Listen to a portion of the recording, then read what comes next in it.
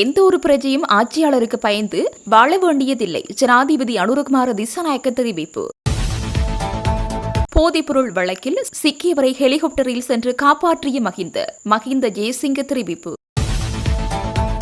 ஆளுமை இல்லாத ஆளுநரை பதவி விலகு. சாவகச்சேரி உப தவிசாளர் நீக்கத்திற்கு எதிராக கடையடைப்பு போராட்டம். என் மீதான குற்றச்சாட்டு பத்திரத்தை வடக்கு ஆளுநர் வழங்கவில்லை. நீதி கோரி நீதிமன்றம் செல்வேன். ஞாகிசோர். நீதியரசர் வெற்றிடங்கள் தொடர்பில் விவாதம் கோரும் எதிர்க்கட்சி. போதைப் பொருளுக்கு இனி இடமில்லை. அமைச்சர் வெளியிட்ட முக்கிய அறிவிப்பு. சர்வதேச சந்தையில் எரிபொருள் விலை குறைப்பின் பலன் எதிர்காலத்தில். அனில் சேந்த. பல்லேகம தேரர் மீதான பாலியல் அத்துமீறல் வழக்கு. ரகசியமாக பாதுகாக்கப்பட்டு வரும் சிறுமி. நாட்டில் அதிகரித்து வரும் டெங்கு நோயாளர்கள் பதில் கூற அமைச்சர்கள் எங்கே? சபையில் தயாசிரி ஜெயசகர கேள்வி. பரதநாட்டிய சாதனை நிகழ்வில் பாரிய உழைப்புச் சுரண்டல். லஞ்ச ஊழல் ஆணைக்குழுவில் முறைப்பாடு. வக்கல்ல பாலத்திற்கருகில் கைகால்கள் ராஜினாமா. சூரிய மின்சக்தி கட்டமைப்புகளை 3 நாட்கள் நிறுத்தி வைக்க கோரிக்கை. நாட்டின் எந்த ஒரு பிரஜையும் ஆட்சியாளருக்கு பயந்து வாழ வேண்டியதில்லை. ஆட்சியாளருக்கு அடிபணிந்த ஒரு நாடால் முன்னோக்கி செல்ல முடியாது. ஆட்சியாளரை கேள்வி கேட்கும் உரிமை மக்களுக்கு உண்டு. அத்தகைய சுதந்திரம் மற்றும் மனித உரிமைகளை பாதுகாக்கும் ஒரு நாட்டை நாம் உருவாக்க வேண்டும் என்று ஜனாதிபதி அனுரகுமார திசாநாயக்க தெரிவித்தார். இலங்கையிலிருந்து புறப்படவிருக்கும் 132 பேர் கொண்ட இலங்கை ராணுவம் மற்றும் இலங்கை போலீஸ் விசேட அதிரடிப்படை உறுப்பினர்களுக்கு வாழ்த்துக்களை தெரிவிப்பதற்காக ஜனாதிபதி அனுரகுமார திசாநாயக்க நேற்று முற்பகல் பனாகொடையில் உள்ள இலங்கை காலாட்படை பிரிவு தலைமையகத்தில் கலந்து கொண்டார். ஐக்கிய நாடுகள் சபையின் அமைதி காக்கும் பணிகளுக்காக இலங்கையிலிருந்து ஒரே தடவையில் புறப்பட்டுச் செல்லும் மிகப்பெரிய குழு இதுவாகும். அதே நேரம் இவர்களுக்கு வாழ்த்து தெரிவிப்பதற்காக ஜனாதிபதி ஒருவர் வருகை தந்த முதலாவது சந்தர்ப்பம் இது என்பதும் இதன் சிறப்பம்சமாகும். தற்போது ஹைட்டி நாட்டில் ஏற்பட்டுள்ள நெருக்கடி நிலையை சீர் செய்து அந்நாட்டில் அமைதியை நிலைநாட்டும் நோக்கில் இலங்கை அரசாங்கம் இந்த வன்முறை ஒழிப்பு படை பிரிவை எதிர்வரும் ஆகஸ்ட் மாதம் ஹைட்டி நாட்டிற்கு அனுப்பி வைக்க திட்டமிட்டுள்ளது. இந்த வன்முறை ஒழிப்பு படையில் பல்வேறு படைப்பிரிவுகளைச் சேர்ந்த 900 ராணுவ படையினர், போலீஸ் விசேட அதிரடிப்படையின் 189 அதிகாரிகள் மற்றும் நாட்டின் ராணுவ வரலாற்றில் முதல் முறையாக நிலக்கண்ணிவடிகள் மற்றும் மரண பொறிகளை செயலிழக்கச் செய்வதில் சிறப்பு பயிற்சி பெற்ற 43 பெண் ராணுவ உறுப்பினர்கள் உள்ளனர். இதற்கு மேலதிகமாக கவச வாகனங்கள், இலங்கையில் தயாரிக்கப்பட்ட ஜுனி பபல் ரக வாகனங்கள் மற்றும் ஜனாதிபதி பாதுகாப்பு பிரிவினால் வழங்கப்பட்ட 2 சிறப்பு குண்டு துளைக்காத வாகனங்களும் இந்த படைப்பிரிவுக்கு வழங்கப்பட்டுள்ளன. இதன்போது கருத்து தெரிவித்த ஜனாதிபதி, நமது நாட்டின் கீர்த்தியையும் பெருமையும் முன்னிறுத்தி உலக அமைதிக்காக மிகவும் முக்கியமானதொரு கடமைக்காக நீங்கள் புறப்பட தயாராக இருக்கிறீர்கள். இந்த கடமைக்காக நீங்கள் நாட்டிலிருந்து புறப்பட்டுச் செல்வது நமது நாட்டின் பெருமையை தோள்களில் சுமந்து கொண்டே என்பதை நாம் நம்புகிறோம். எப்போதும் உங்கள் கடமையின் போதும் நாட்டின் கௌரவத்தையும் பெருமையையும் பாதுகாப்பதற்கான பாரிய பொறுப்பு உங்களுக்கு உள்ளது. நமது நாட்டை சர்வதேச ரீதியில் மிகவும் கீர்த்திமிக்க பெருமை மிக்க ஒரு நாடாக மாற்ற வேண்டும். நம்மால் உலகின் செல்வந்த நாடாக மாறுவது கடினமாக இருக்கலாம். ஆனால் நம்மால் உலகின் பெருமை மிக்க ஒரு நாடாக மாற முடியும். அதற்கு நம்மால் முன்னெடுக்கப்பட வேண்டிய மற்றும் நிறைவேற்றப்பட வேண்டிய விடயங்கள் பல உள்ளன. அங்கு பொருளாதார ரீதியாக நிலையான ஒரு அரசை நாம் உருவாக்க வேண்டும். ஒரு நாடு பொருளாதார ரீதியாக வீழ்ச்சி அடைந்த பிறகு அந்த நாட்டை பற்றிய கௌரவம், பெருமை மற்றும் கீர்த்தி சர்வதேச ரீதியாக வீழ்ச்சி அடைகிறது. நாம் கடனை செலுத்த முடியாத ஒரு நாடாக இருந்தால், பொருளாதார ரீதியாக பங்குரோத்தான நாடாக இருந்தால் நமது பெருமை சிதைந்த ஒரு அரசாக நாம் மாறிவிடுவோம். எனவே பொருளாதார ரீதியாக நமது நாட்டை எவ்வாறு வலுவானதொரு அரசாக மாற்றுவது என்பது நமது சவால்களில் ஒன்றாக அமைகிறது. இன்று நாம் பொருளாதாரத்தில் குறிப்பிடத்தக்க வெற்றிகளை பெற்றுள்ளோம். நமது நாட்டுக்குள் ஏற்படும் வெள்ளம், சூறாவளி, தொற்று நோய்கள் போன்ற உள்நாட்டு அதிர்ச்சிகளுக்கு நமது பொருளாதாரம் தாக்குப்பிடிக்கக்கூடியதாக உள்ளது. அண்மை காலத்தில் மிக கடுமையான பொருளாதார பாதிப்பை ஏற்படுத்திய இயற்கை பேரழிவான டிட்பா சூறாவளி கடந்த நவம்பர் மற்றும் டிசம்பர் காலப்பகுதியில் ஏற்பட்டது. ஆனால் அந்த உள்நாட்டு பிரச்சனை எதிர்கொள்ளக்கூடிய திறன் கொண்ட ஒரு பொருளாதாரம் நம்மிடம் இருந்தது. அதனால் தான் புதிதாக பணத்தை அச்சிடாமலும் கடன்களை பெறாமலும் டிட்பா சூறாவளியிலிருந்து மீண்டெழுவதற்காக 50,000 கோடி ரூபாயை ஒதுக்குவதற்கு நமக்கு சாத்தியமானது. அதன் விளைவாக ஜனவரி, பிப்ரவரி மற்றும் மார்ச் ஆகிய காலாண்டில் நமது பொருளாதாரம் தளம்பலின்றி 5.1% பொருளாதார வளர்ச்சி விகிதத்தை எட்டியது. அதேபோல் மத்திய கிழக்கு யுத்த நிலைமையுடன் நமது நாட்டின் பொருளாதாரம் மீண்டும் ஸ்தம்பித்துவிடும் என்று சிலர் கூறத் தொடங்கினர். எரிபொருள் தட்டுப்பாடு ஏற்படும், மின்வெட்டு ஏற்படும், இறக்குமதி கட்டுப்பாடுகள் விதிக்கப்படும், வாகன இறக்குமதி நிறுத்தப்படும் போன்ற பெருமளவிலான காரணிகள் விவாதத்திற்குள்ளாகின. மத்திய கிழக்கு யுத்த சூழ்நிலைக்கு மத்தியிலும் மக்களுக்கு நிவாரணம் வழங்குவதற்காக நாம் 10,000 கோடி ரூபாயை ஒதுக்கினோம். உள்நாட்டு ரீதியாக ஏற்படக்கூடிய அதிர்ச்சிகள் எதிர்கொள்ளக்கூடிய ஒரு பொருளாதாரத்தை நாம் தற்போது கட்டியெழுப்பியுள்ளோம். அதேபோன்று வெளிவாரியாக ஏற்படும் அதிர்ச்சிகளை நாம் எவ்வாறு எதிர்கொள்வது, அதற்காக ஒரு மூலோபாய திட்டம் அவசியமாகிறது. அது குறித்து விரிவாக கலந்துரையாடி பல நடவடிக்கைகள் எடுக்கப்பட்டுள்ளன.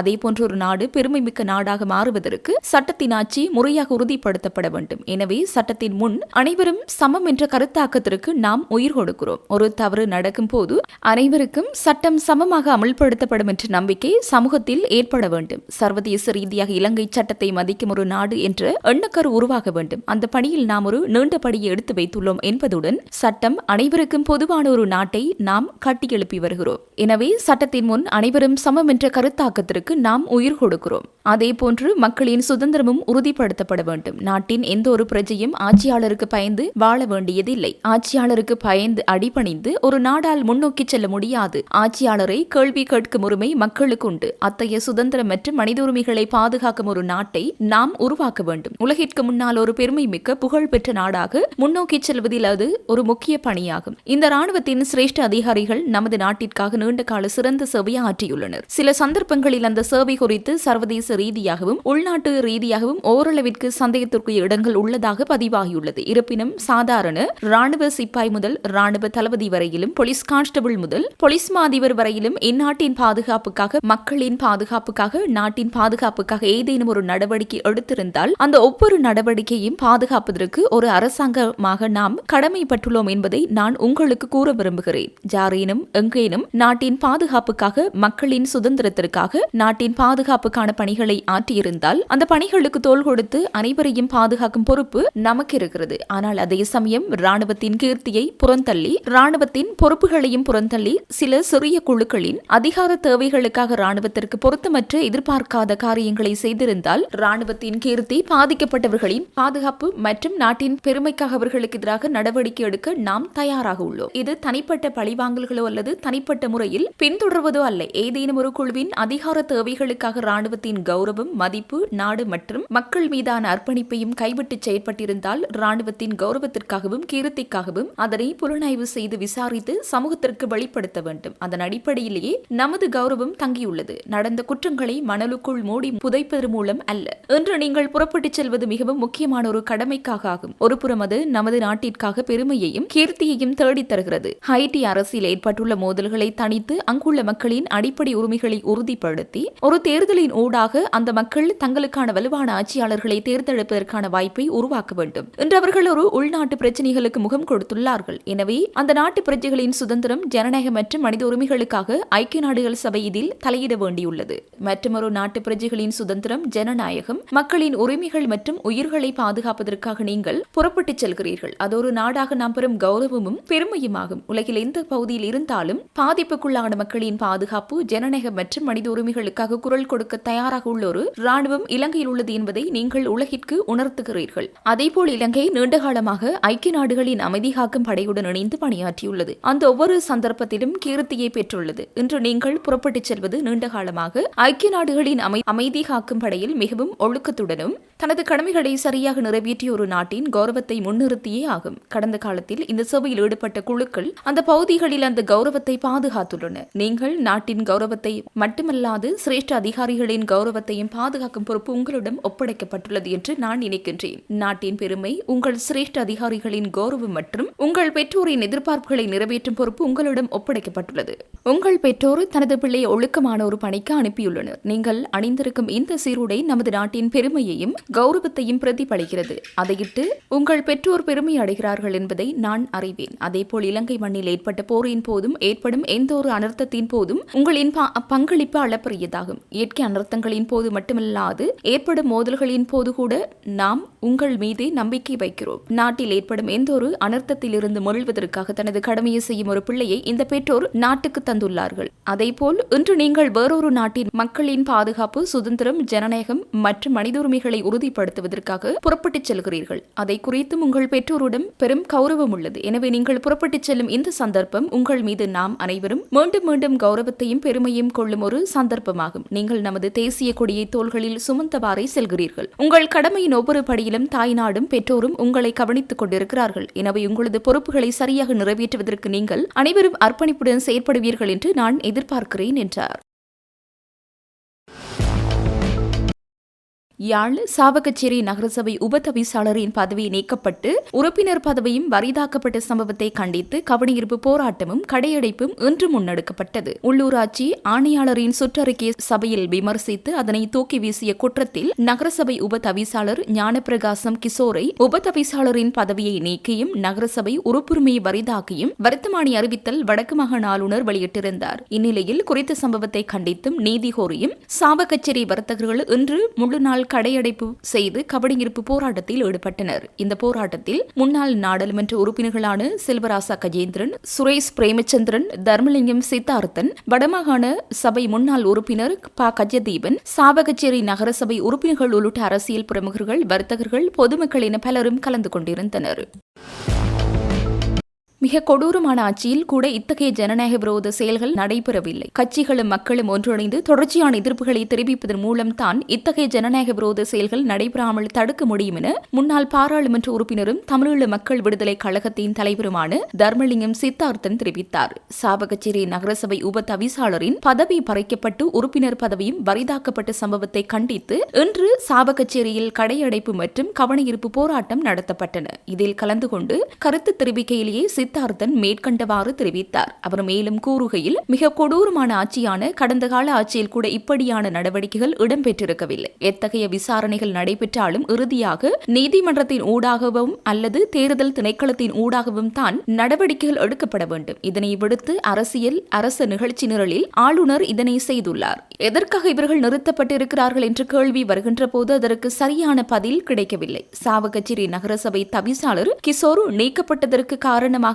சாவகச்சேரியில் மக்களுக்கு எதிராக, வர்த்தகர்களுக்கு எதிராக ஏதாவது நடைபெற்றால் உடனடியாக குரல் கொடுப்பவர். இதுதான் காரணமாக பார்க்கப்படுகிறது. வவுனியா மாநகர சபை தவிசாளருக்கு எதிராக ஆரம்பத்தில் எதுவும் இல்லை, 3 மாத காலமாகத்தான் ஊழல் என்று காரணம் கூறப்படுகிறது. முறையான காரணங்கள் தெரிவிக்காது ஊழல் செய்துவிட்டதாக ஆளுநர் நடவடிக்கை எடுத்துள்ளார். இந்த நிலைமைகள் தொடர்ந்தும் மிகப்பெரிய அச்சுறுத்தலாக, ஜனநாயகத்திற்கு அச்சுறுத்தலாக உருவாகி கொண்டிருப்பதாக நாங்கள் உணர்கின்றோம். மக்கள் மட்டுமல்ல, தமிழ் கட்சிகள் மட்டுமல்ல, ஜனநாயகத்தில் நம்பிக்கை கொண்ட தமிழ் அரசியல் கட்சிகள் அனைவருக்குமே ஒன்றிணைந்து இதனை எதிர்ப்பதன் மூலம் தான் இப்படியான செயற்பாடுகளை தடுக்க முடியும். அது மட்டுமின்றி ஜனநாயகத்தை மீண்டும் உருவாக்க முடியும். மிக கொடூரமான ஆட்சி என கடந்த காலங்களில் கருதப்பட்ட ஆட்சியில் கூட எந்த சந்தர்ப்பத்திலும் இவ்வாறான செயல் திட்டங்கள் செயல்படுத்தப்படவில்லை. வேறு விதமான செயற்பாடுகள் நடந்திருக்கலாம். ஆனால் ஜனநாயகத்திற்கு எதிராக மக்களால் தெரிவு செய்யப்பட்ட பிரதிநிதிகளை விலத்துகின்ற ஜனநாயக விரோத செயல்கள் நடைபெறவில்லை. இத்தகைய ஜனநாயக விரோத செயல்பாடுகள் இடம்பெறாது இருக்க தமிழ் கட்சிகள் மக்கள் இணைந்து தொடர்ச்சியாக இணைந்து போராடுவதன் மூலம் தான்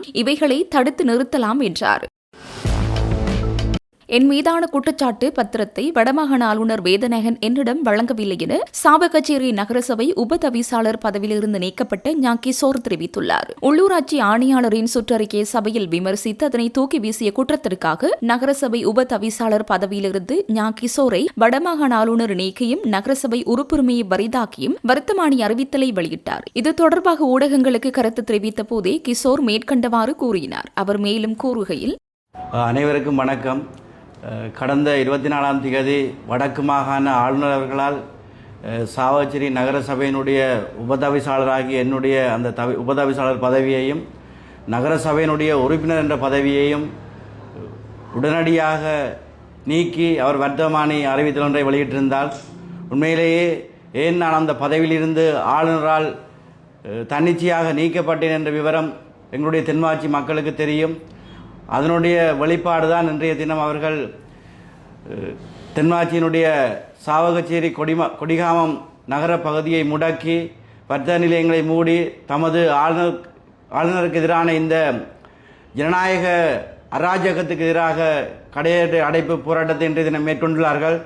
உண்மையிலேயே ஏன் என்னை பதவி நீக்கினார்கள் என்று சொல்லி தெரியாதவர்களுக்காக நான் சில விளக்கங்களை அளிக்க வேண்டியவனாக இருக்கின்றேன். கடந்த ஆண்டு 11ஆம் மாதம் 5ஆம் தேதி வடக்கு மாகாண சபையினுடைய உள்ளாட்சி ஆணையாளராக இருக்கக்கூடிய வடக்கு மாகாண உள்ளாட்சி ஆணையாளர் ஒரு கடிதத்தை உள்ளாட்சி மன்றங்களுக்கு அனுப்புகின்றார். அந்த கடிதத்திலே குறிப்பிடப்பட்டிருக்கின்றது, உள்ளூராட்சி மன்றங்கள் அதிகார எல்லைக்குள் கட்டப்படும் வணிக நிறுவனங்கள், சிற்றுண்டி சாலைகள், தேநீர் கடைகள், கோப்பி கடைகள், உணவகம் மற்றும் இவை ஒத்த கட்டடங்கள், கொட்டல்கள், விடுதிகள், பொதுநோக்கு மண்டபங்கள், தொழிற்சாலைகள் மற்றும் உள்ளூராட்சி மன்றங்களால் வியாபார வரி மற்றும் வியாபார அனுமதி பத்திரம் வழங்கப்படுகின்ற கட்டடங்களுக்கான குடிபுகு சான்றிதழை சிஓசி பெற்றுக்கொள்ளாமலே குறித்த நிறுவனங்கள் தங்களது செயற்பாடுகளை ஆரம்பிப்பதுடன் குறித்த நிறுவனங்களுக்கு உள்ளாட்சி மன்றங்களால் வியாபார உரிமம் மற்றும் வியாபார வரியை அறவிடுகின்ற செயற்பாடுகளை மேற்கொள்ளுகின்றமை தொடர்பான முறைப்பாடுகள் கிடைக்கப்பட்டுள்ளமை அவதானிக்கப்பட்டுள்ளன்னு சொல்லி இந்த கடிதத்திலே குறிப்பிட்டிருக்கின்றார்.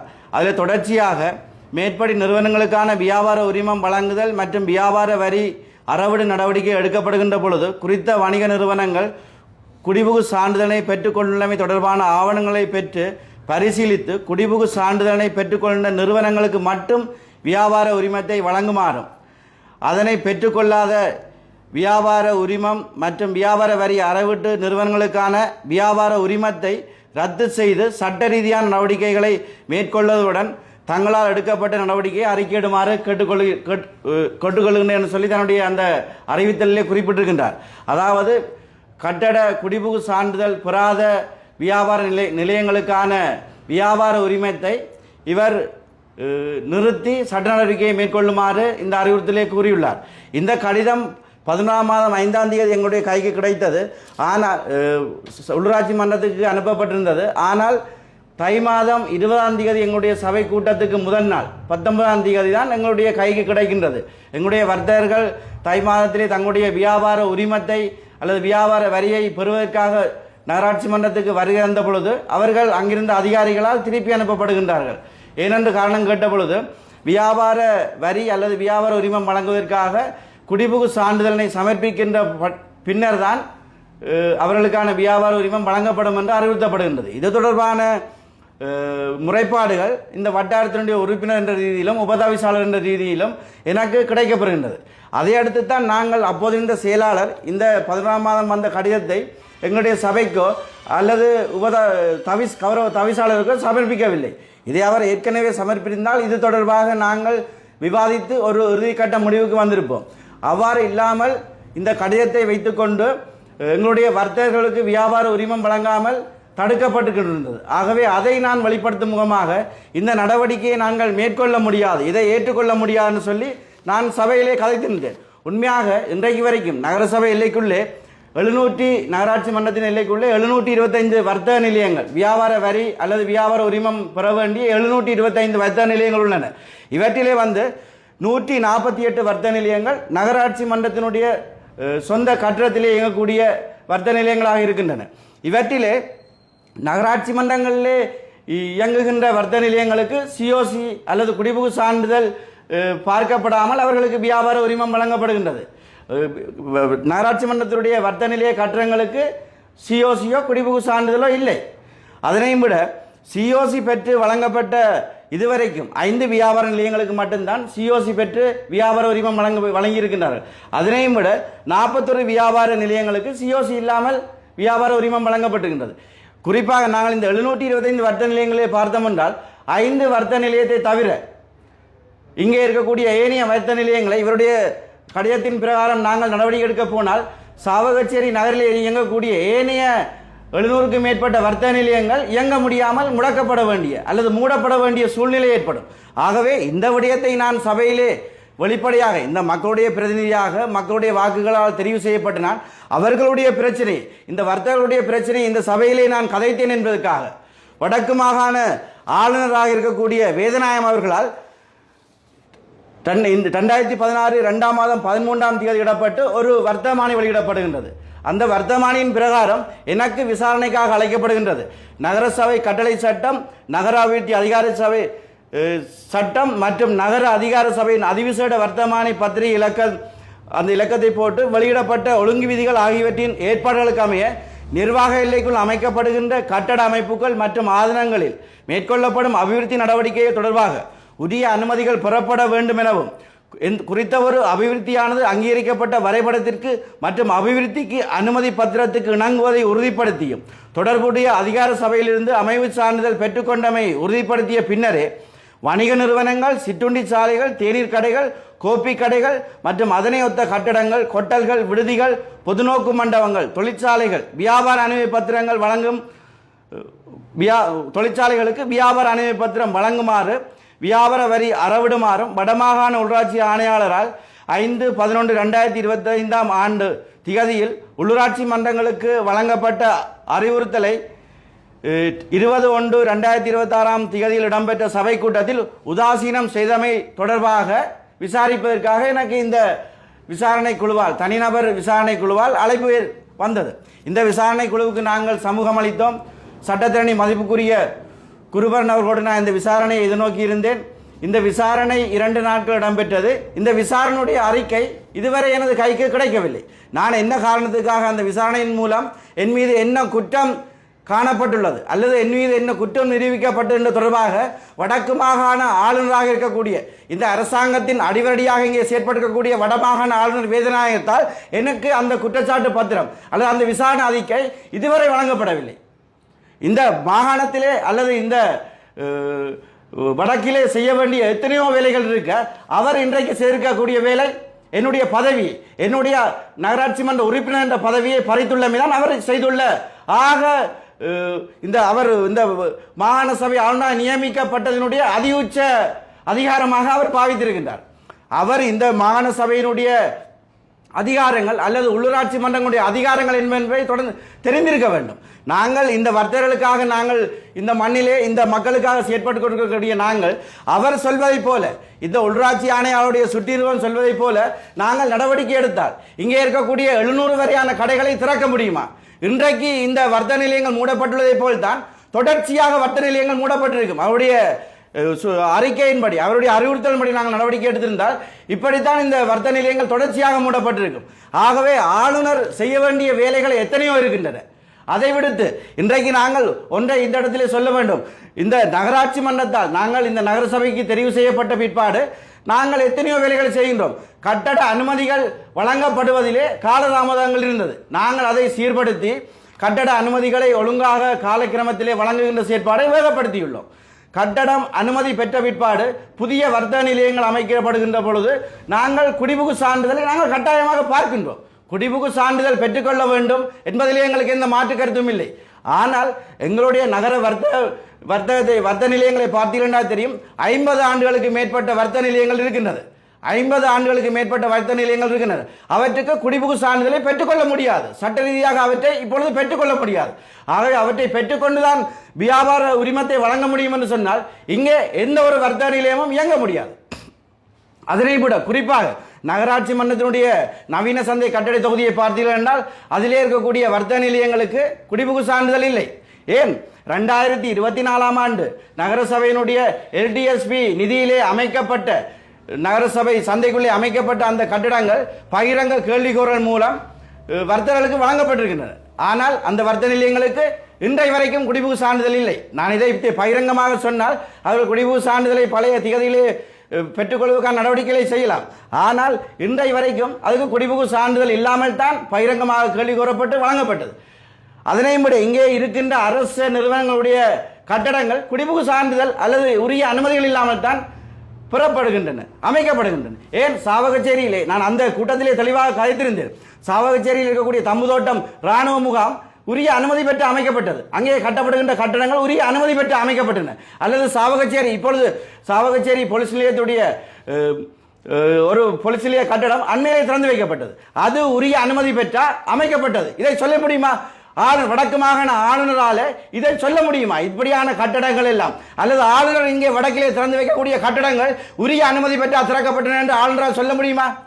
இங்கே வேடிக்கையாக நாங்கள் இந்த சபைகளிலே வடக்கு மாகாணத்திலே நாங்கள் ஒரு வினைத்திறனோடு செயற்படுகின்ற சபைகளை முடக்குகின்ற செயற்பாடுத்தான் இந்த ஆளுநர் அரசாங்கத்தினுடைய அடிவடியாக இருந்து கொண்டு சரியோ இந்த ஆளுநர் அரசாங்கத்தினுடைய அடிவடியாக இருந்து கொண்டு வேலை செய்கின்றார். நாங்கள் எதற்கு மஞ்ச போவதில்லை. நாங்கள் பதவிகளுக்காக இங்கே நாங்கள் வரவில்லை. இந்த மக்களுக்காக இந்த மண்ணுக்காக சேவை செய்ய வேண்டும் என்பதற்காக நாங்கள் இங்கே இருக்கின்றோம். ஆகவே ஆளுநர் வேதநாயகம் போன்றவருடைய இந்த பதவி பறிப்புகளுக்கு நாங்கள் அஞ்ச போவதில்லை. நாங்கள் சட்ட ரீதியாக நீதிமன்றத்தை நாடுகின்றோம். நீதிமன்றத்தின் மீது எங்களுக்கு நம்பிக்கை இருக்கின்றது. ஆகவே நீதிமன்றம் உரிய தீர்வை பெற்றுத்தரும் என்ற நம்பிக்கை இருக்கின்றது. ஆகவே ஆளுநர் இதை ஒவ்வொரு உள்ளூராட்சி மன்றங்களுடைய பிரதிநிதிகளுடைய வாய்களை பூட்டுவதற்கான வேலையைத்தான் அவர் என் மூலமாக செய்ய பார்க்கின்றார். என் மீதாக எடுக்கப்பட்ட நடவடிக்கையானது ஒவ்வொரு உள்ளூராட்சி மன்ற உறுப்பினரும் வினைத்திறனாக செயற்படுகின்ற உறுப்பினர்களுடைய வாயை அடக்குவதற்காக அவருடைய வாயை பூட்டுவதற்கான செயற்பாடுகளை தான் இந்த ஆளுநர் வேதநாயகம் அவர் செய்ய பார்க்கின்றார். ஆகவே நாங்கள் இவ்வாறான செயற்பாடுகளுக்கு அஞ்ச போவதில்லை. ஆளுநருடைய இந்த அடாவடித்தனமான ஜனநாயக ஒரு குரலை நசுக்குகின்ற இப்படியான செயற்பாடுகளுக்கு நாங்கள் ஒருபோதும் அஞ்ச போவதில்லை. ஆகவே ஆளுநர் தன்னுடைய தவறை உணர்ந்து அந்த வர்த்தமானியை மீளப்பெற வேண்டும். அல்லது நாங்கள் இன்றைய தினம் நீதிமன்றத்திலே நாங்கள் இதற்கான நடவடிக்கைகளை முன்னெடுத்திருக்கின்றோம். நீதிமன்றம் மீது நாங்கள் நம்பிக்கை வைத்திருக்கின்றோம். ஆகவே நீதித்துறை மூலமாக இந்த ஆளுநருடைய அடாவடிகளுக்கு நாங்கள் முடிவு கட்டுவோம் என்று கூறிக்கொண்டு எனக்காக இன்றைய தினத்திலே வர்த்தக நிலையங்களை மூடி பூரண ஒத்துழைப்பை வழங்கிய சாவகச்சேரி வர்த்தகர்களுக்கும் நான் ஒவ்வொருவருக்கும் தனிப்பட்ட ரீதியில் நன்றி கூறிக்கொண்டு என்னோடு இந்த வேளையிலே கட்சி பேதங்கள் இன்றி ஆளுங்கட்சியினுடைய பாராளுமன்ற உறுப்பினர் கூட என்னிடம் பேசிக் கொண்டிருக்கின்றார்கள். ஒவ்வொரு பாராளுமன்ற உறுப்பினர்களும் என்னோடு பேசிக் கொண்டிருக்கின்றார்கள். ஆளுநருடைய அடாவடித்தனமான நடவடிக்கைகளை கட்சி பேதமின்றி அவர்கள் விமர்சிக்கின்றார்கள். ஏன் ஆளுங்கட்சியுடைய பாராளுமன்ற உறுப்பினர் பகிரங்கமாகவே விமர்சித்திருந்தார். ஆகவே அவ்வாறான நிலைமையிலே இவர்கள் இவ்வாறானவர்களை ஆளுநராக இந்த மண்ணிலே வைத்திருக்க வேண்டுமா என்பதை சிந்திக்க வேண்டும். ஆகவே இந்த நடவடிக்கைகளை இவ்வாறான நடவடிக்கையுடனே நிறுத்த வேண்டும். இன்றைக்கு தென்மராட்சி முழுமையாக கொடிகாமம், சாவகச்சேரி, கைதடி போன்ற பகுதியில் இருக்கக்கூடிய மக்கள் தன்னார்வலாக இந்த வர்த்தகர்கள் தங்களுடைய கடைகளை பூட்டி பூரண ஒத்துழைப்பை வழங்கியதற்காக என்னுடைய நன்றியை கூறிக்கொண்டு எவ்வாறான அச்சுறுத்தல்கள் அடிமனிதர்கள் வந்தாலும் நாங்கள் ஒருபோதும் துவண்டிவிட மாட்டோம். துணிச்சலாக இந்த மக்களுக்காக பணியாற்றுவோம். பதவிகள் இருந்தாலும் சரி, இல்லைவிட்டாலும் சரி, எங்களுடைய மண்ணுக்காகவும் மக்களுக்காகவும் நாங்கள் பணியாற்றுவோம் என்று கூறிக்கொண்டு விடைபெறுகின்றேன். நன்றி. சிவப்பு அறிவித்தல் பிறப்பிக்கப்பட்டுள்ள 232 சந்தேக நபர்கள் பல்வேறு நாடுகளில் பதுங்கியிருப்பதாக பொதுமக்கள் பாதுகாப்பு அமைச்சர் ஆனந்த விஜயபால தெரிவித்தார். அவர்களில் 37 பேர் ஒழுங்கமைக்கப்பட்ட குற்றவாளிகளாக இனங்காணப்பட்டுள்ளதாகவும் அவர்களை கைது செய்து இலங்கைக்கு அழைத்து வருவதற்கான நடவடிக்கைகள் எடுக்கப்பட்டுள்ளதாகவும் அமைச்சர் குறிப்பிட்டார். கடந்த 20 மாத காலப்பகுதியில் சிவப்பு அறிவித்தல்கள் மூலம் 23 ஒழுங்கமைக்கப்பட்ட குற்றவாளிகள் இலங்கைக்கு அழைத்து வரப்பட்டுள்ளதாகவும் சிவப்பு அறிவித்தல் இல்லாமலேயே மேலும் 35 பேர் அழைத்து வரப்பட்டுள்ளதாகவும் அமைச்சர் கூறினார். அதன்படி இதுவரை 58 பேர் இலங்கைக்கு அழைத்து வரப்பட்டுள்ளனர். இவர்களுக்கு மேலதிகமாக சிவப்பு அறிவித்தல் பிறப்பிக்கப்பட்டுள்ள மேலும் 96 ஒழுங்கமைக்கப்பட்ட குற்றவாளிகள் வெளிநாடுகளில் பதுங்கியிருப்பதாகவும் ஐக்கிய அரபு ராச்சியம், இந்தியா, மலேசியா, ஐக்கிய ராச்சியம், பிரான்ஸ், கனடா, ரஷ்யா, இத்தாலி மற்றும் சவுதி அரேபியா ஆகிய நாடுகளில் இவர்கள் இருப்பதாகவும் அமைச்சர் வெளிப்படுத்தினார். சந்தேக நபர்களை விரைவில் கைது செய்து இலங்கைக்கு அழைத்து வருவதுடன் ஒழுங்கமைக்கப்பட்ட குற்றவாளிகளின் 2ஆம் மற்றும் 3ஆம் கட்ட நடவடிக்கைகளில் ஈடுபட்டுள்ள நபர்களை இனங்கண்டவர்களுக்கு எதிராக சட்ட நடவடிக்கை எடுக்கப்பட்டுள்ளதாக மேலும் தெரிவித்தார். அவர் மேலும் தெரிவிக்கையில் தற்போது ஒழுங்கமைக்கப்பட்ட குற்றவாளிகள் 23 பேர் சிவப்பு அறிவித்தல் மூலம் நாட்டுக்கு கொண்டுவரப்பட்டுள்ளனர். சிவப்பு அறிவித்தல் இன்றி மேலும் 35 பேர் என மொத்தம் 58 பேர் கடந்த 20 மாதங்களில் அழைத்து வரப்பட்டுள்ளனர். மேலும் 232 பேருக்கு சிவப்பு அறிவித்தல் பிறப்பிக்கப்பட்டுள்ளது. அவர்களில் 96 பேர் ஒழுங்கமைக்கப்பட்ட குற்றவாளிகள். அந்த 96 பேரில் 36 பேர் வெளிநாடுகளில் இருப்பது இனங்காணப்பட்டுள்ளது. ஐக்கிய அரபு ராச்சியத்தில் 19 பேர், இந்தியாவில் 11 பேர், மலேசியாவில் 1, ஐக்கிய ராச்சியத்தில் 1, பிரான்சில் 1, கனடாவில் 1, ரஷ்யாவில் 1, இத்தாலியில் 1 மற்றும் சவுதி அரேபியாவில் 1 என 37 பேர் இனங்காணப்பட்டு சிவப்பு அறிவித்தல் பிறப்பிக்கப்பட்டுள்ளது. இவர்களை எதிர்வரும் காலங்களில் நாட்டுக்கு அழைத்து வருவோம். மத்திய கிழக்கு நாடுகளில் இருந்து கொண்டுதான் இவர்கள் போதைப் பொருள் கடத்தலை வழிநடத்துகின்றனர். எனவே அந்த ஒருங்கிணைப்பாளர்களை கைது செய்ய வேண்டும். அதேபோல இவர்களின் 2ஆம் மற்றும் 3ஆம் கட்டத்தில் இருப்பவர்களுக்கு எதிராகவும் நாங்கள் ஏற்கனவே நடவடிக்கை எடுத்துள்ளோம். நாட்டிற்குள் இருந்தும் இவர்களின் சட்டவிரோத சொத்துக்களை அரசுடைமையாக்கும் நடவடிக்கைகளையும் முன்னெடுத்து வருகிறோம் என்றார். மின்சார கட்டமைப்பின் நிலைத்தன்மையை பேணுவதற்காக நாளை முதல் 29ஆம் தேதி வரை கூரைகளின் மீது பொருத்தப்பட்டுள்ள 300 கிலோவாட் அலகுகளுக்கு மேற்பட்ட சூரிய மின்சக்தி கட்டமைப்புகளை கொண்டு நுகர்வோர் அவற்றை செயலிழக்க செய்யுமாறு வலுசக்தி பிரதி அமைச்சர் முகமது இல்யாஸ் முகமது அர்க்கம் கோரிக்கை விடுத்துள்ளார். இன்று பாராளுமன்றத்தில் கருத்து தெரிவித்த பிரதி அமைச்சர் இந்த மின் கட்டமைப்புகளை நிறுத்தி வைப்பதன் மூலம் கடந்த வெசாக் பண்டிகை தினத்தில் ஏற்பட்ட திடீர் மின்சார தடையை தவிர்க்க முடியும் என்று குறிப்பிட்டார்.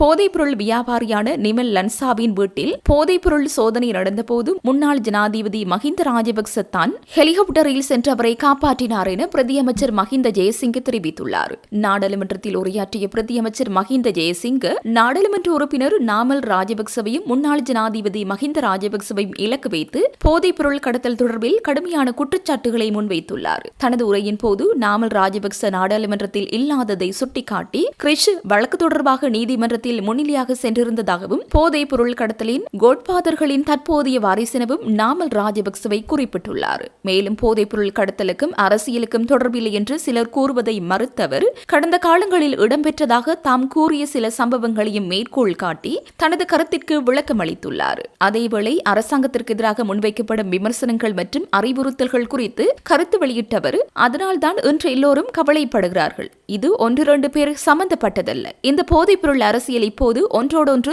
தொடர்புடையதாகிவிட்டது. தொடர்பு இல்லாததால் தான் இப்படியாகிறதா? நான் அச்சமொன்றே சொல்கிறேன். போதைப் பொருள் வியாபாரியான நிமல் லன்சாவின் வீட்டில் போதைப் பொருள் சோதனை நடந்தபோது தற்போதைய தலைமுறை நாமல் ராஜபக்சவின் தந்தையான மஹிந்த ராஜபக்ச ஹெலிகாப்டரில் சென்று அவரை காப்பாற்றினார். அவரை அரவணைத்த அந்த அரசியல் தொடர்பு அது. அவர் இன்று இங்கே இருந்திருந்தால் நன்றாக இருந்திருக்கும். போதைப் பொருள் கடத்தலின் கோட்பாதரின் தற்போதைய தொடர்பு இன்று இந்த சபையில் இருந்திருந்தால் நன்றாக இருந்திருக்கும். அவர் சபாநாயகர் பட்டியலில் இருக்கிறாரா என்று கூட நான் சரிபார்த்தேன். ஆனால் யார் இந்த நாமல் ராஜபக்ச? வழக்குகள் வரும்போது மக்கள் கவலைப்பட்டு இங்கு வந்து ஏதாவது சொல்கிறார்கள். அரசாங்கத்தை பற்றி நிறைய ஆலோசனைகள் வழங்கப்படுவதை நான் பார்த்திருக்கிறேன். அது மிகவும் நல்லது. அந்த ஆலோசனைகளுக்கும் அறிவுரைகளுக்கும் நன்றி. ஆனால் கனவான்களே, நாம் இன்னும் இதே நிலையில் தான் இருக்கிறோம் என்று குறிப்பிட்டுள்ளார். சர்வதேச சந்தையில் எரிபொருள் விலை குறைவடைவதற்கேற்ப அதன் நன்மைகள் எதிர்காலத்தில் மக்களுக்கு பெற்றுக் கொடுக்க எதிர்பார்ப்பதாக நிதி மற்றும் திட்டமிடல் பிரதியமைச்சர் கலாநிதி அனில் ஜெயந்த் தெரிவித்தார். இன்று அரசாங்க தகவல் திணைக்களத்தில் நடைபெற்ற ஊடகவியலாளர் சந்திப்பில் கலந்து கொண்டு கருத்து தெரிவிக்கும் போதே அமைச்சர் இதனை குறிப்பிட்டார். இதுவரை அரசாங்கம் எரிபொருளுக்காக 57 பில்லியன் ரூபாய் மானியத்தை வழங்கியுள்ளதாகவும் அந்த மானியம் இந்த மாதத்துடன் முடிவடைய உள்ளதாகவும் அவர் தெரிவித்தார்.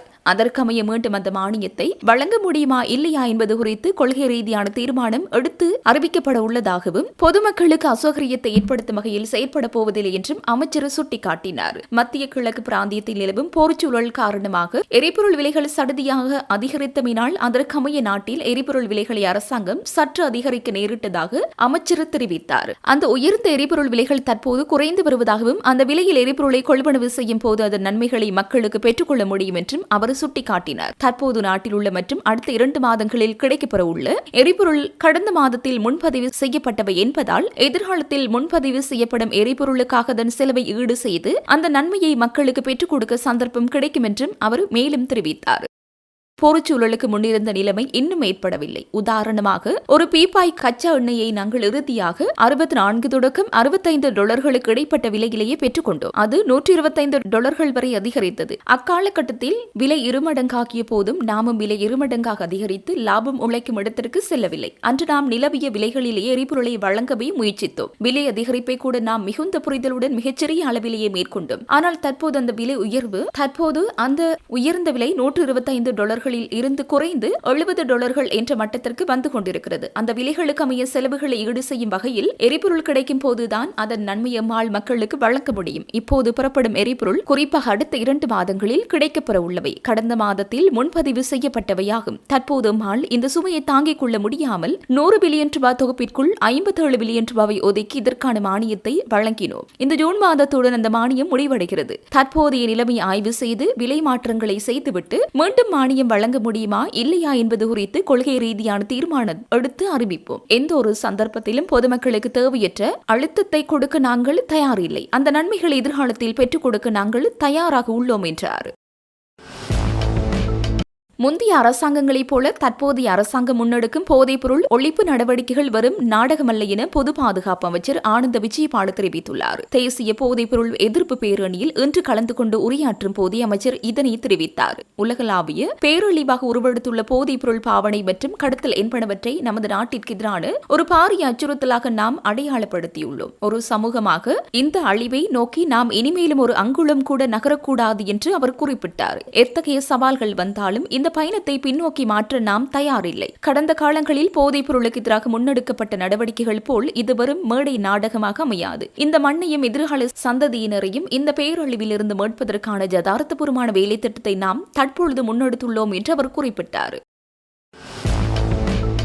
மின்சார வலுசக்தியை நிலைப்படுத்துவதற்கு நுகர்வோருக்கு நிவாரணம் வழங்குவதற்காக அரசாங்கத்தினால் ஆரம்பிக்கப்பட்ட மின்கல சக்தி சேமிப்பு முறைமையின் கீழ் மேலும் 7 களஞ்சிய கட்டமைப்புகள் இலங்கைக்கு கொண்டுவரப்பட்டுள்ளன. இந்த 7 சக்தி சேமிப்பு களஞ்சிய கட்டமைப்புகளும் பாணந்துறை, பெலியத்த, ஹம்பாந்தோட்டை, அம்பாறை, வவுணதீவு, வாழைச்சேனை மற்றும் மகியங்கனி ஆகிய பகுதிகளில் உள்ள மின்சார பரிமாற்ற உப நிலையங்களுக்கு அருகில் நிறுவப்பட உள்ளன. இந்த 7 மின்கல சக்தி சேமிப்பு கட்டமைப்புகளையும் பயன்படுத்தி 209 மெகாவாட் மின்சாரத்தை சேமிக்க முடிவதுடன் தினமும் 70 மெகாவாட் மின்சாரத்தை தேசிய மின் விநியோக கட்டமைப்புக்கு வழங்க திட்டமிடப்பட்டுள்ளதாக துறைமுகங்கள் மற்றும் சிவில் விமான சேவைகள் அமைச்சு அறிவித்துள்ளது. இந்த திட்டத்தின் கீழ் ஜூன் மாத ஆரம்பத்தில் கொண்டுவரப்பட்ட 8 கட்டமைப்புகளை தெரிவு செய்யப்பட்ட உப நிலையங்களுக்கு அருகில் நிறுவும் பணிகள் தற்போது நடைபெற்று வருகின்றன. இப்பணிகள் ஜூலை மாத இறுதியில் நிறைவடைவதுடன் அதன் மூலம் 80 மெகாவாட் மின்சாரத்தை தேசிய மின் விநியோக கட்டமைப்புக்கு வழங்க முடியும். குறித்த சேமிப்பு முறைமைகளை கட்டுப்படுத்துதல் மற்றும் முகாமைத்துவம் செய்யும் பொறுப்பு வலுசக்தி அமைச்சுக்கு சொந்தமான தேசிய முறைமை செயற்பாட்டாளர் தனியார் நிறுவனத்திடம் ஒப்படைக்கப்படுவதுடன் பராமரிப்பு பணிகள் சம்பந்தப்பட்ட நிறுவனங்களால் மேற்கொள்ளப்படும். உயர் நீதிமன்றத்தில் நீண்ட காலமாக நிலவும் நீதியரசர் வெற்றிடங்கள் காரணமாக சட்டத்தின் ஆட்சிக்கும் மக்களின் அடிப்படை உரிமைகளுக்கும் ஏற்பட்டுள்ள பாதிப்புகள் குறித்து பாராளுமன்றத்தில் விவாதம் ஒன்றை நடத்துமாறு எதிர்க்கட்சி உறுப்பினர்கள் கோருகின்றனர். பாராளுமன்ற நிலையல் கட்டளை 83 கீழ் விவாதம் ஒன்றை நடத்துவதற்கு நடவடிக்கை எடுக்குமாறு சபாநாயகரிடம் கோரிக்கை விடுக்க எதிர்க்கட்சி உறுப்பினர்கள் நடவடிக்கை எடுத்துள்ளனர். இதற்காக குறித்த விவாதத்தை கோரும் பிரேரணை கடிதத்தில் பாராளுமன்ற உறுப்பினர்களின் கையொப்பங்களை சேகரிக்கும் நடவடிக்கை எதிர்க்கட்சியினர் இன்று பாராளுமன்ற வளாகத்தில் முன்னெடுத்தனர். உயர் நீதிமன்றத்தில் 8க்கும் அதிக நீதியரசர் வெற்றிடங்கள் 6 மாதங்களுக்கு மேலாக நிரப்பப்படாமல் இருப்பது நீதித்துறை செயற்பாடுகளை பாதிப்பதாக எதிர்க்கட்சி சுட்டிக்காட்டியுள்ளது. நீதியரசர் வெற்றிடங்கள் நீடிப்பதன் விளைவாக சட்டத்தின் ஆட்சி மற்றும் மக்களின் அடிப்படை உரிமைகளை பாதுகாப்பதில் ஏற்பட்டுள்ள சவால்கள் குறித்து இந்த விவாதத்தில் கவனம் செலுத்தப்பட உள்ளது.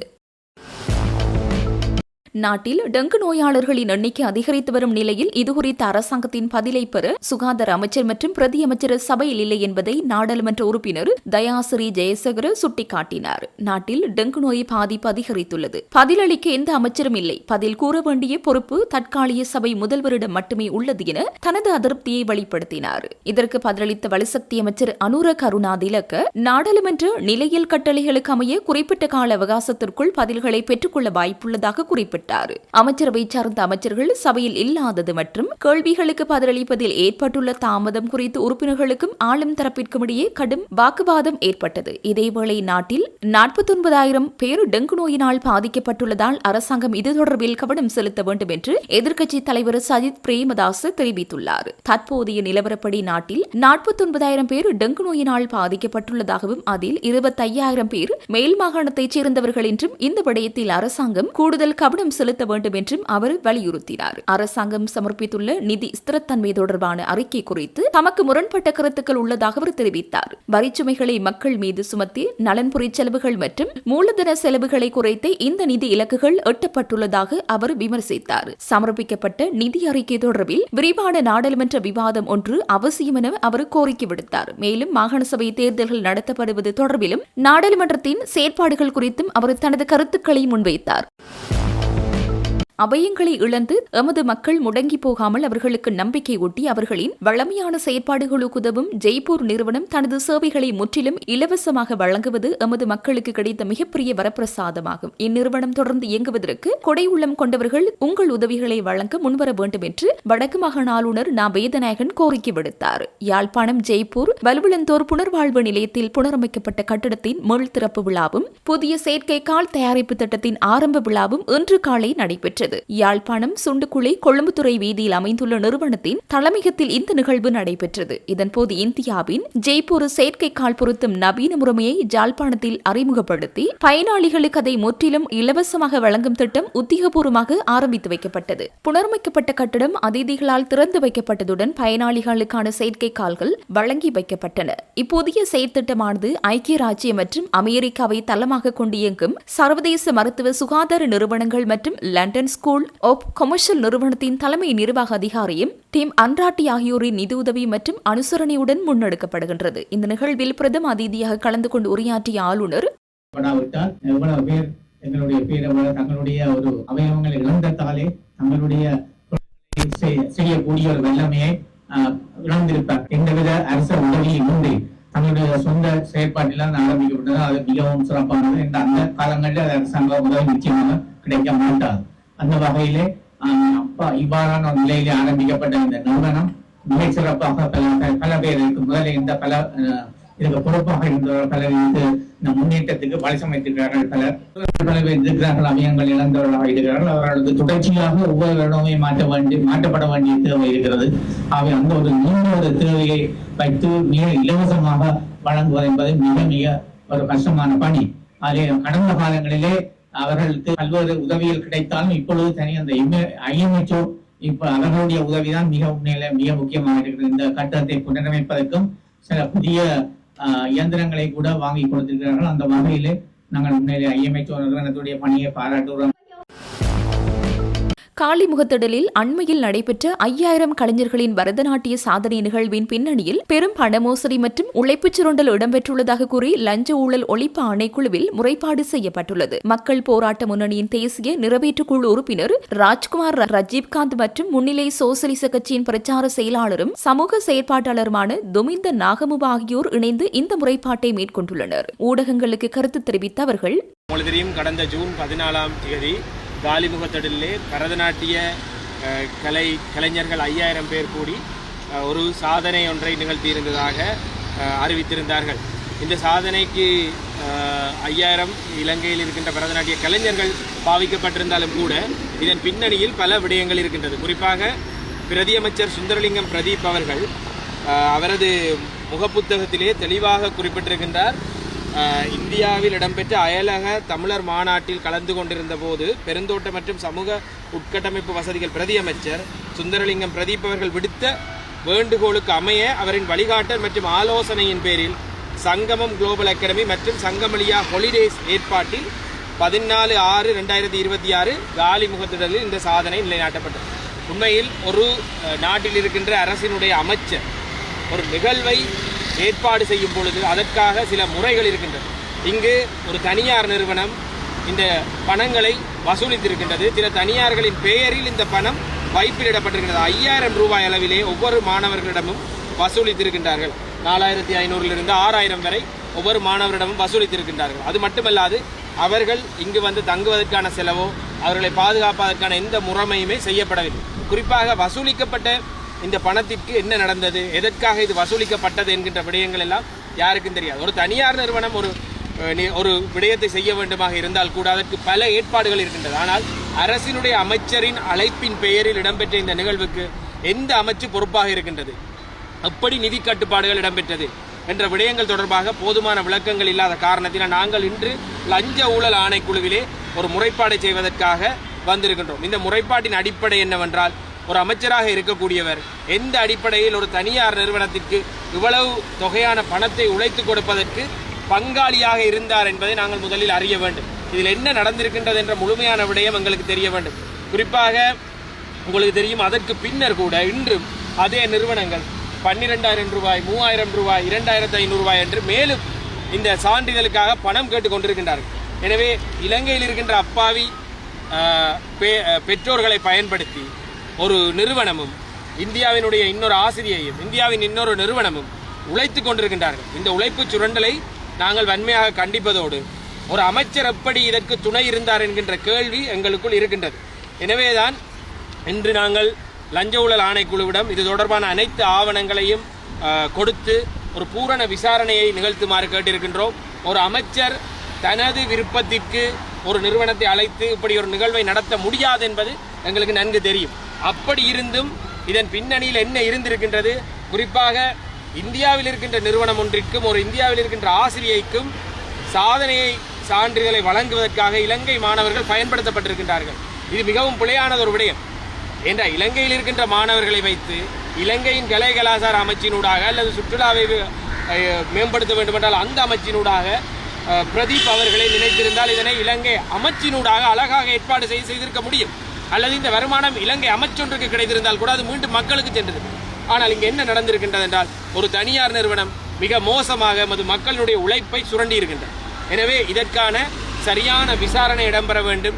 இனிமேலும் இப்படியான விடயங்கள் இடம்பெறக்கூடாது என்பதற்காக நாங்கள் இன்று லஞ்ச ஊழல் ஆணைக்குழுவிற்கு வந்திருக்கின்றோம். இந்த முறைப்பாடை செய்வதற்காக அவர்களிடம் நாங்கள் எதிர்பார்ப்பது மிகவும் விரைவான ஒரு விசாரணை நடத்தி இதில் உண்மையாக நடந்தது என்ன என்பதை கண்டுபிடித்து இந்த மாணவர்களிடம் வசூலிக்கப்பட்ட பணங்கள் உடனடியாக திரும்பி வழங்கப்பட வேண்டும். அதேபோல் அவர்கள் வேறு இடங்களிலிருந்து இங்கு வந்து தங்கி சென்றதற்கு அவர்களுக்கு 25-30,000 செலவாகியிருக்கின்றது.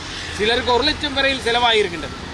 இப்படி நடுத்தர வர்க்கத்தினுடைய உழைப்பை முழுமையாக பெற்று இன்னொருவருக்கு இந்த சாதனையை பெற்றுக் கொடுத்திருக்கின்ற இந்த அரசின் அமைச்சு இதற்கு பொறுப்பு கூற வேண்டும் என்ற விடயத்தை நாங்கள் வலியுறுத்துகின்றோம். நன்றி.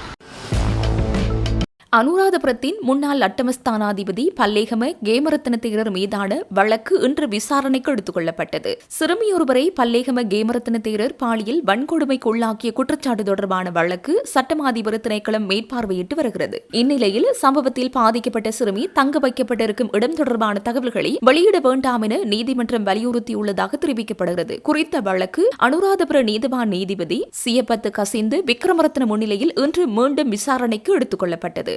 சட்டமா அதிபர் திணைக்களத்தின் சார்பில் முதன்முறையாக முன்னிலையான அரசு சட்ட ஆலோசகர் வழக்கு தொடர்பான அறிக்கையை வெளியிட்டுள்ளார். இதனைத் தொடர்ந்து அனுராதபுர பிரதம நீதிபதி சியப்பத் கசிந்து விக்ரமரத்ன நெட்டம்புவ தலைமையக போலீசாரிடம் விசாரணைகளின் முன்னேற்றம் குறித்து விசாரித்துள்ளார். இதன்போது நெட்டம்புவ தலைமையக பிரதம ஆய்வாளர் PM அனுர குணவர்த்தன இச்சம்பவம் தொடர்பான முதல் DNA பரிசோதனை அறிக்கை ஏற்கனவே புறப்பட்டுவிட்டதாகவும் 2வது DNA பரிசோதனை அறிக்கை விரைவில் புறப்படும் என எதிர்பார்க்கப்படுவதாகவும் தெரிவித்தார். விசாரணைகள் தொடர்பாக சந்தேக நபரான தேரர், பாதிக்கப்பட்ட சிறுமி மற்றும் அச்சிறுமியின் தாயார் ஆகியோரின் தொலைபேசி பகுப்பாய்வு அறிக்கைகள் ஏற்கனவே புறப்பட்டு நீதிமன்றத்தில் ஒப்படைக்கப்பட்டுவிட்டதாக பிரதம ஆய்வாளர் நீதிமன்றத்தில் தெரிவித்தார். இச்சம்பவம் தொடர்பாக மேலும் விசாரணைகள் நடத்தப்படும் என்றும் அந்த விசாரணைகளின் முன்னேற்றம் குறித்த அறிக்கை அளிக்க ஒரு திகதியை வழங்குமாறும் பிரதம ஆய்வாளர் நீதிமன்றத்தில் தெரிவித்துள்ளார். சந்தேக நபரான பல்லேகம கேமரத்ன தேரருக்காக முன்னிலையான ஜனாதிபதி சட்டத்தரணி கலிங்க இந்திரதிச இச்சம்பவம் இன்னும் விசாரணையில் இருப்பதால் சிறப்பு வாதங்களை முன்வைக்கப் போவதில்லை என்று குறிப்பிட்டுள்ளார். இந்நிலையில் பாதிக்கப்பட்ட சிறுமியை கண்காணிக்கும் நன்னடத்தை அதிகாரி